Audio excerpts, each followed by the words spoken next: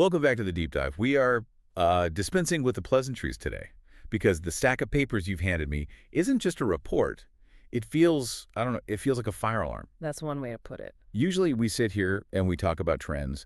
We look at a curve on a graph and we say, hey, in 5 years, this might be interesting. We speculate, we stroke our chin. Do a lot of forecasting. Here is the weather for the next decade, that sort of thing. Exactly. Yeah. But today's different. Today, we are looking at a set of documents that are, well, they're grabbing us by the lapels and screaming that the forecast was wrong.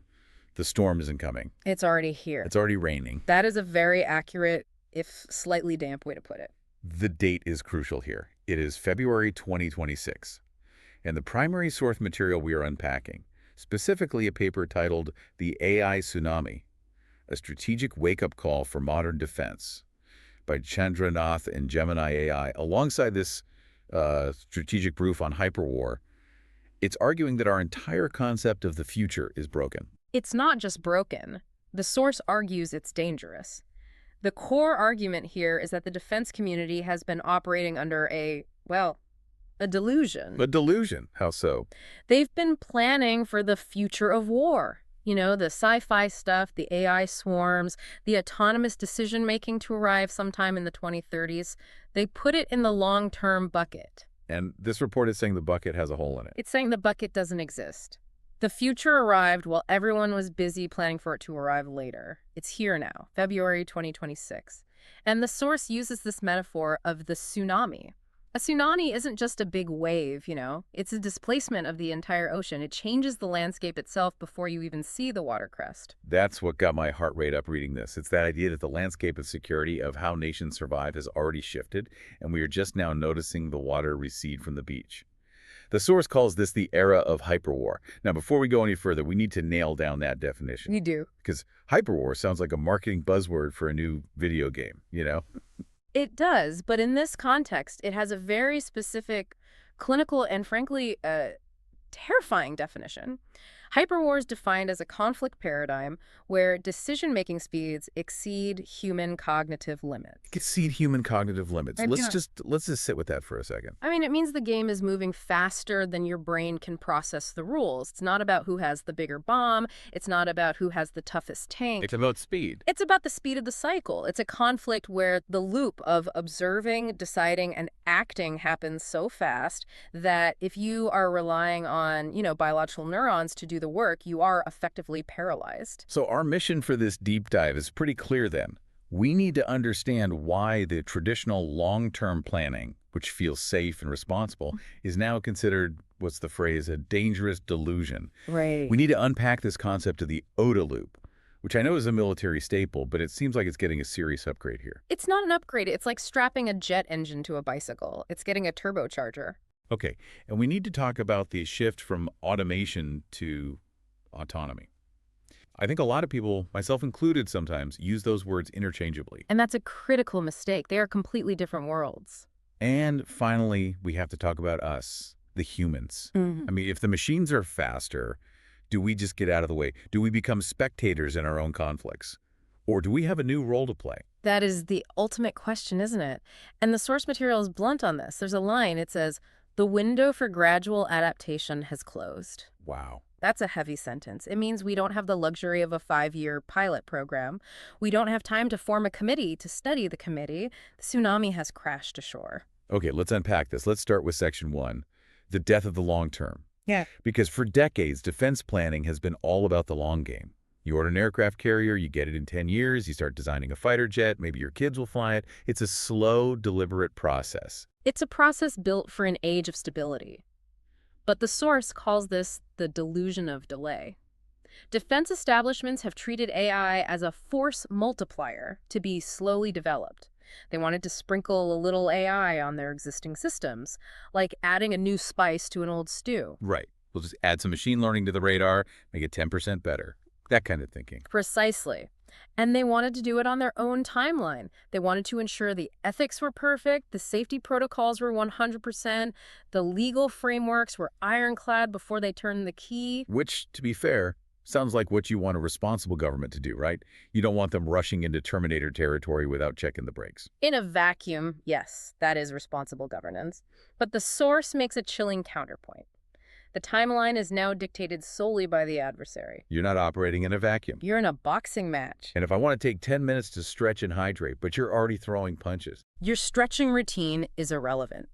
If the adversary decides to use AI to speed up their decision-making and you decide to wait because you want to be safe or comfortable, you don't get a gold star for being careful. You get defeated. You get defeated. That is a brutal reality check. Convenience and safety protocols can no longer dictate the timeline. It's like saying, we don't have time to put on seatbelts because the other car is driving 200 miles an hour toward us. Or perhaps, we don't have time to inspect the brakes because if we don't floor it right now, we're going to get crushed. And this leads us directly to the mechanism of that speed, the OODA loop. Okay, let's break this down. For the listener who hasn't spent time at the War College, the OODA loop is a concept from Colonel John Boyd. Observe, orient, decide, act. Correct. Boyd was a fighter pilot, an absolute legend. He realized that air combat wasn't just about the machine, it was about the mind. You have to observe the situation. There is a plane. You have to orient yourself to it. It's hostile. It's turning left. The sun is in his eyes. I have more energy. This is the most important step, the orient part. It's about context. It's where you make sense of what you see. Exactly. Then you have to decide, I'm going to pull up and fire, and then you act. You pull the stick. And then the loop resets, because as soon as you act, the situation changes. The other pilot reacts. And the winner is the one who can cycle through this loop faster. If I can go through OODA before you even finish observe, I'm inside your decision cycle. I own you. I can predict your moves because I'm acting before you've even decided. Now, in the old days, that speed was limited by human reaction time. Brains, nerves, muscles. And now we have the acceleration problem. The source describes a hyperwar scenario where the enemy uses AI to cycle through this loop. So what does that look like? Observe. 1,000 sensor satellites, drones, cyber sniffers, social media ingest terabytes of data instantly. Not just one pilot's eyes. Orient. The AI fuses that data. It doesn't just see a blip. It identifies the unit, predicts its fuel state based on its last known location, cross-references it with intercepted communications, and anticipates its probable path based on historical data. It does all of that in milliseconds. No human can do that. Not even a team of humans. Then decide. The AI runs 1 million simulations in a fraction of a second and picks the optimal move. And finally, act. The autonomous system fires, the drone swarm is launched, the missile is away. And the total time elapsed. Seconds, maybe less. And meanwhile, on the human side, what are we doing while all this is happening? On the human side, we are still looking at the screen going, hey, does that look like a drone to you, Bob? Right. We have a command center, we create a PowerPoint slide, we brief the general, we call the lawyer to check the rules of engagement. We ask for permission from 3 levels up the chain of command. That takes minutes. In a big bureaucracy, it takes hours. And by the time the human side decides to do action A, the AI side has already executed actions B, C, D, E, and F. You're not just behind, you're reacting to a reality that no longer exists. The source uses a chess analogy that I found really haunting. Oh, I know the one you mean. It's like a chess game where one player makes 50 moves while the other is still reaching for their first pawn. It's not a game at that point. It's not a game. Right. That's a slaughter. It is paralysis. And that is why the source calls reliance on human speed decision-making a strategic suicide pact. If your command structure takes 30 minutes to process what an AI does in 30 seconds, your command structure is just a target. It's not commanding anything. Which brings us to a really important distinction the paper makes. Automation versus autonomy. Because I think people hear AI and they think of a cruise missile. We've had missiles that fly themselves for a long time. We have, but that is automation. Automation is, machine, go to these GPS coordinates and explode. The machine is following a pre-programmed script. It is a tool. It has no agency. It's a very expensive, very loud toaster. It does the thing you set it to do. That's a perfect analogy. Yeah. Exactly. Autonomy is different. Autonomy is the machine looking at the environment and deciding what to do. The human gives it a mission, not a script. Go hunt, not go here. Precisely. And the source points to the drone-saturated trenches of Ukraine and the algorithmic targeting in the Middle East as proof that this has already happened. So give me a concrete example of that shift. Okay, well, look at electronic warfare. Yeah. In Ukraine, jamming is intense. If you are flying a drone remotely and the enemy jams the signal, the link between the pilot and the drone is cut. So the pilot loses control. In the old world, the world of automation, the drone just, falls out of the sky, or maybe it flies back home if it's smart. Game over for that mission. Right. In the new world autonomy, the drone loses the signal and switches to hunter mode. Its onboard AI starts scanning the ground with its camera. It's been trained on millions of images. It recognizes the shape of a tank. It decides that is a target, and it engages. Without asking for permission. Without a human telling it to kill that specific tank. The human just said, go hunt for tanks in this area. The machine made the final call.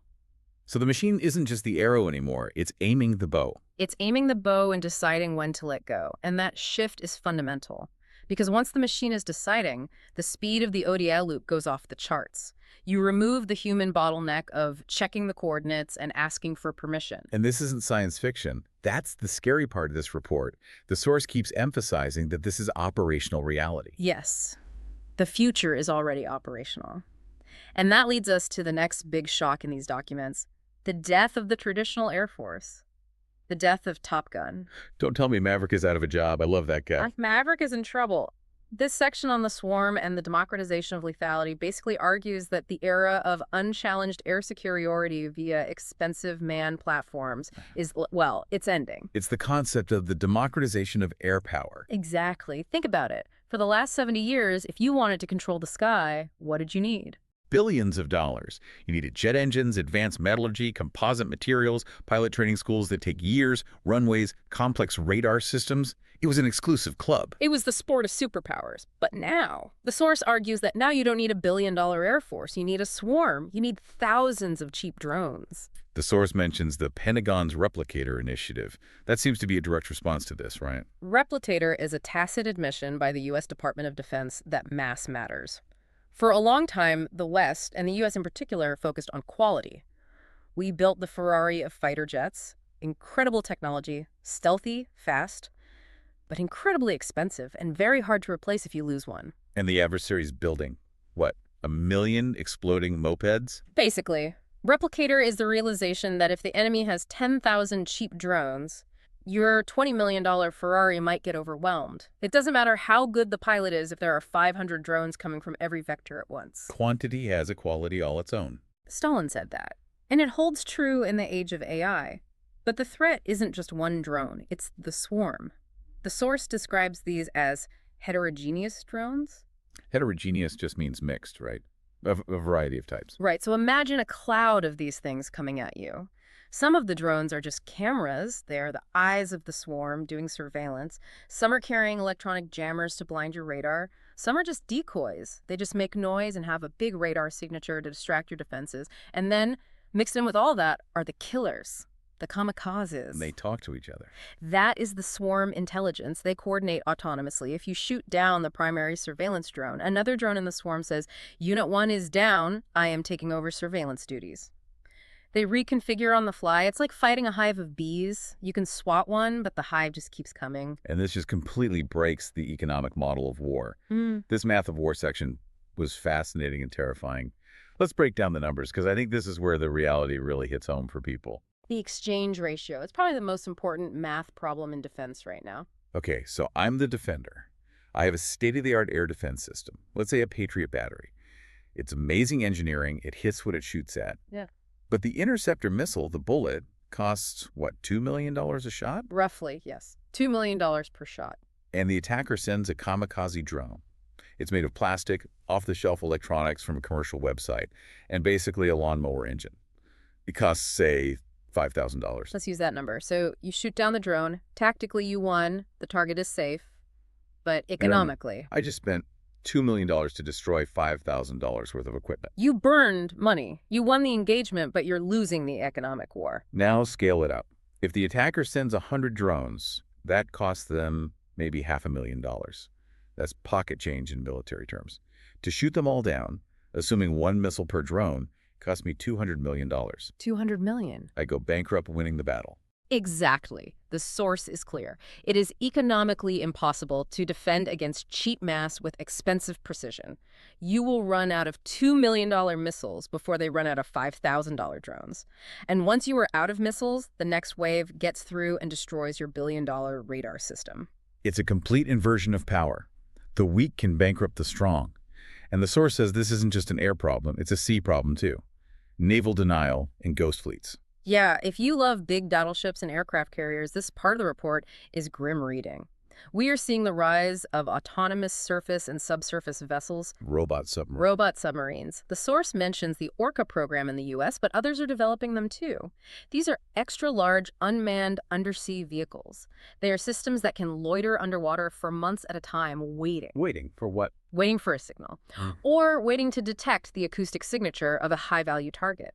And the strategic impact is that littoral waters, the coastal zones, become no-go zones for massive capital ships. Because if you sail a $13 billion aircraft carrier into a zone infested with cheap, autonomous sea mines or torpedo-carrying robot subs, You are taking an insane risk. It's the exact same math problem. A $13 billion ship versus a $1 million robot sub. If it takes 50 robot subs to sink one carrier, that is a wildly profitable trade for the attacker. so the ocean becomes this denied area. The big ships get pushed further and further out to sea, making them less relevant to conflicts near the coast. The Ghost Fleet controls the coast. It changes the geography of power itself. It really feels like the hardware fallacy the source talks about next. This was a major aha moment for me. We tend to think that if we buy the drones, if we buy the AI robots, we have the capability. Just write a check, get the robots, win the war. That is the commodity trap, and it's a trap many nations are falling into right now. Muscle versus nervous system. I love this metaphor. Break it down for us. Okay. The hardware, the drone, the missile, the robot sub, that is just the muscle. It's the fist. And the source argues that muscle is now cheap. It's a commodity. You can buy it on the global market. You can download the schematics and 3D print parts. That's democratized, like we said. Exactly. But the nervous system, that's the command and control, or C2. That's the invisible network of sensors, data processing, and decision-making logic that tells the fist where to punch, when to punch, and how hard. You cannot buy a nervous system in a box. Why not? I mean, if I can buy the AI software, isn't that the nervous system? No, because the nervous system isn't just code. It's people, it's doctrine, it's culture. It's how your entire organization processes information and makes decisions under pressure. So it's about the organization's brain, not just the robot's brain. That's the cognitive gap the source describes. Imagine you have two armies. Army A has the best drones in the world, super advanced muscle. But their commanders are old school. They require 3 levels of approval to fire. They print out satellite photos and pass them around a big mahogany table. Their nervous system is slow and bureaucratic. Very slow nervous system. Army B has cheap, crappy drones, duct tape, and cardboard. But their nervous system is fully integrated with AI. The sensors feed directly to the decision makers. The AI suggests targets instantly. The commanders on the ground have the authority to act in seconds. Their nervous system is lightning fast. You wins. Army B wins every single time because they can punch 10 times for every one time Army A even winds up. Army A is strong but paralyzed. Army B is weak but agile. This is the non-exportable capability then. You can sell a jet to an ally. You can't sell them the ability to think fast. You can't export a culture of delegation. You can't export a doctrine of trust in algorithms. That has to be built from the ground up over years. It requires changing how humans think, not just changing what they drive or fly. And the source implies that this is where the real arms race is. It's not about who has the fastest missile. It's about who has the fastest mind. It shifts the entire focus from engineering to sociology almost. How do we organize ourselves to fight in this new world? It's organizational design as a weapon system. But let's get into the darker side of that mind. Section 4, the kill chain. This is where the rubber meets the road, or I guess where the bomb meets the target. The source talks about algorithmic warfare and mentions specific systems by name, Gospel and Lavender. There's some names, Gospel and Lavender. They sound so benign, don't they? Like a brand of essential oils or something. Exactly, but they are targeting engines. In the old days, building a target list was a slow, methodical process. Intelligence analysts would look at surveillance, listen to radio intercepts, track movements. They would build a folder on a target. It took days, sometimes weeks. Right. We think the bad guy is in this house. Let's get 3 sources to verify it before we act. Right. But systems like Gospel and Lavender utilize machine learning to ingest massive amounts of data, more data than any human could read in a lifetime. Phone metadata, traffic cam footage, drone video, social media activity, seismic sensors, you name it. and the AI just looks for patterns. It's looking for correlations. Correlations. This phone is always near this other phone, and that phone is always near this car, and this car visited this known weapons depot, and the heat signature from this building matches a command bunker. Boom! Connection made, a connection no single human analyst could ever have put together. And the AI just spits out a list. It generates a target list. Here are 50 potential targets, here's the probability they are enemy combatants, and here are the precise coordinates. And it does this continuously, 24/7. This is what the source calls the kill chain at light speed. But this introduces the black box problem. And this is where I got chills reading the report.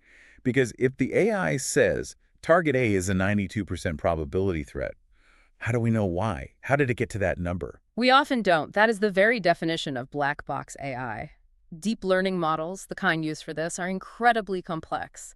The logic behind the target selection is based on data correlations that humans can't see or might not even understand.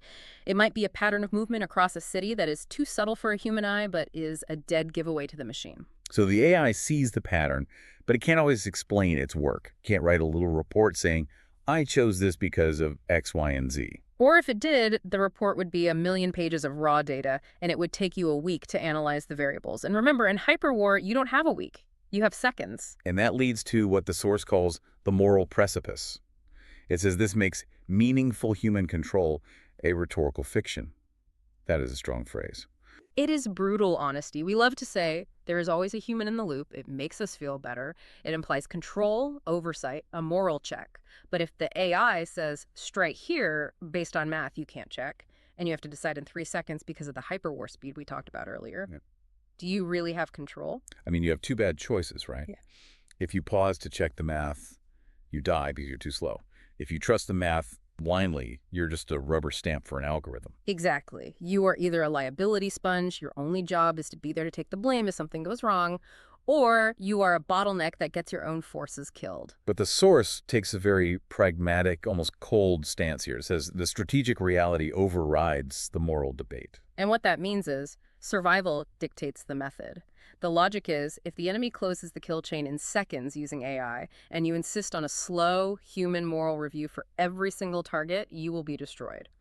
Therefore, reliance on opaque AI might be inevitable for survival, regardless of our ethical discomfort. The logic is, we can debate the ethics of the black box later, provided we survive the war to have the debate. Exactly.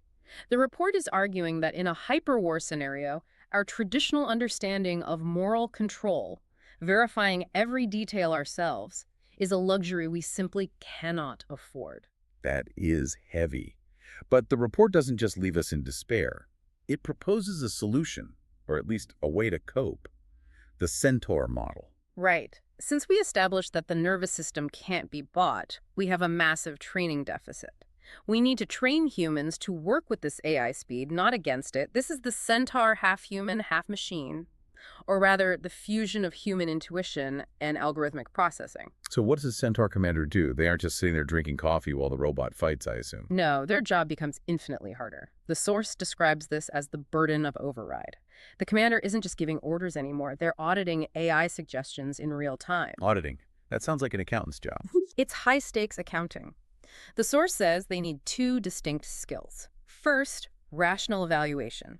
They need to understand the statistical limitations of the AI. They need to know that AI can hallucinate, it can make errors with 100% confidence. They need to understand the biases of the model it was trained on. So they need to be part data scientists, essentially. They need to look at a probability score of 92% and understand what that really means, where the uncertainty lies. To a degree, yes. But the second skill is even harder and more human. Intuitive override. This is the most critical skill. It's knowing when to say no to a statistically optimal AI decision because it is strategically disastrous or morally repugnant. Can you give me an example of what that would look like? Sure. Imagine the AI says, bomb this building. There is a 99.9% chance the enemy's top commander is there. It is the optimal move to win this battle today. The math is perfect. Okay, sounds like a good move. But the human commander looks at it and knows, that's a historic religious site, or it's next to a hospital. If we bomb it, we might kill the commander, but we will cause 3 neighboring countries to enter the war against us out of pure anger. The AI doesn't have that geopolitical nuance. It can't understand cultural context. It might not. The AI sees the math of the battle. The human sees the strategy of the war. The human has to bring the context, the political, social, and long-term consequences that the machine lacks. So the human has to have the guts to look at a 99.9% probability and say, I know the math says yes, but my gut and my strategic brain say no. Exactly. And that leads to the culture of accountability. The source is very, very strict here. It says, hiding behind the computer told me to is not a defense. It's not an excuse. Wow. So you have to trust the speed of the AI, you have to keep up with it, but if the AI screws up and you let it happen, it is 100% your fault. Yes. The paradox is intense. We need commanders to trust the AI's speed, to not slow it down unnecessarily, but also be ready to overrule it instantly and take full blame if it goes wrong either way. That sounds like an incredibly high-pressure job. It completely changes the profile of who can be a commander. It's not just the bravest person or the best pilot anymore. It's the person who can synthesize massive amounts of data and make high-stakes ethical calls in seconds. It requires a level of cognitive endurance and psychological stability that is, frankly, off the charts. You are essentially managing a superintelligence that is mostly right, but when it's wrong, it's catastrophically wrong, and you're the one holding the bag. We've talked a lot about the kinetic side of this, the bombs, the drones, the ships, but the source have a whole section on cognitive warfare. This is where things get really psychological and maybe even more frightening. This is the hacking the human section. And in many ways, this is the most insidious threat, because it shifts the focus from destroying physical bombs to corrupting the human operating system. The human operating system, that's us. That's our brains, our society. Correct. We are all nodes in a network. We process information and make decisions. If you can hack the mind, you can control the network without ever firing a shot. The threat here is adversaries using generative AI to produce disinformation at an industrial scale. We are not talking about a few fake news articles or some clumsy bots on social media. No. We are talking about hyper-realistic, tailored content, deep fake videos, audio of leaders saying things they never said, text, generated instantly, and specifically designed to manipulate the national psyche. And the goal isn't just to lie, right? It's deeper than that. The goal is to break the national will to fight. The source frames this as a war that happens before the shooting even starts. If you can hack the minds of the population, make them believe the war is lost before it begins, or that their cause is unjust, or that their leaders are hopelessly corrupt and incompetent, you can win without firing a single missile. It's demoralization on an industrial scale. And with AI, you can tailor it. You can figure out exactly what scares or angers a specific demographic or even a specific individual based on their data profile and feed them a constant stream of that content 2004/7. So the front line is no longer a border on a map. The front line is the mind of every citizen consuming information on their phone. That is terrifying because there is no behind the lines anymore. There's no safe zone. Everyone is on the front line of cognitive warfare, whether they know it or not. Precisely. And that is why the source calls this a tsunami. It's not one wave you can dodge. It's hitting everywhere at once. The physical war, the decision-making war, and the psychological war are all blurring into one single high-speed conflict. So let's try to recap this new reality, because we've covered a lot of ground, and I want to make sure we have the full, grim picture. Let's do it. First, we have the collapse of the long term. The future is now, February 2026. Yeah. The timeline is dictated by the adversary, not by our own comfort or planning cycles. Check. The delusion of delay is over. Second, we have the dominance of the swarm-cheap, mass-produced drones beating expensive, exquisite platforms through sheer economic asymmetry. Quantity over quality. The math has flipped. Check. Third, we have the OODA loop accelerating beyond human cognitive limits, creating a crisis of paralysis for traditional command structures. The acceleration problem. You're either fast or you're a target. Check. And finally, we have the necessity of the Centaur commander, the human who has to ride this tiger without getting eaten, bridging the gap between moral intuition and algorithmic speed, and taking all the blame. The burden of override. Check. And woven through it all is the grim warning from the source. Reliance on legacy platforms, carriers, tanks, manned jets. Without this deep AI integration is, and I'm quoting, a strategic suicide pact. It really feels like we are standing at the edge of a cliff. The technology has moved faster than our ability to fully comprehend it, but we have to jump anyway because the ground behind us is crumbling. That is the essence of the wake-up call. You can't stay where you are. You have to adapt to this hyperwar reality, or you cease to exist as a relevant power. I want to leave the listener with a final thought because this is what's been bothering me through this whole conversation. We talked about the Centaur model, the human in the loop, the human who has the power to override the AI. We hold on to that concept because it keeps us relevant. It keeps us in charge. Right. It's our safety blanket. It lets us sleep at night. But as we were talking, I kept thinking about the speed. If the war is happening in seconds, and the human brain takes minutes to process context, and the AI gets better and better and learns from its mistakes faster than we do. I know where you were going with this. The question is, if the speed of war requires us to trust these black box algorithms just to survive, at what point does the human in the loop become merely a human on the loop, just a spectator, a mascot in the command center, watching a war being fought entirely by machines with the power to intervene but never having the time to do so meaningfully? It's the drift toward full automation, whether we admit it or not. The human becomes a formality. And if that happens, if the machines are fighting the war and making the decisions at a speed we can't even perceive who or what is actually winning, if my swarm beats your swarm, did I win?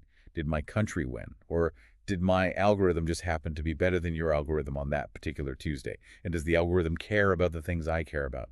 Peace, stability, humanity. That is the ultimate existential question. The source material stops short of that, but it is the logical endpoint of this trajectory. We are building gods of war, and we are hoping they'll continue to listen to us. But if they are faster and smarter and more effective than us, eventually they might not wait for our permission. On that incredibly provocative and slightly terrifying note, we're going to wrap it up. This has been a deep dive into the AI tsunami of February 2026. A day to remember. Indeed. Thanks for listening. Keep your head on a swivel, check your sources, and maybe, I don't know, learn to play chess really, really fast. Couldn't hurt. Take care, everyone. We'll catch you on the next deep dive.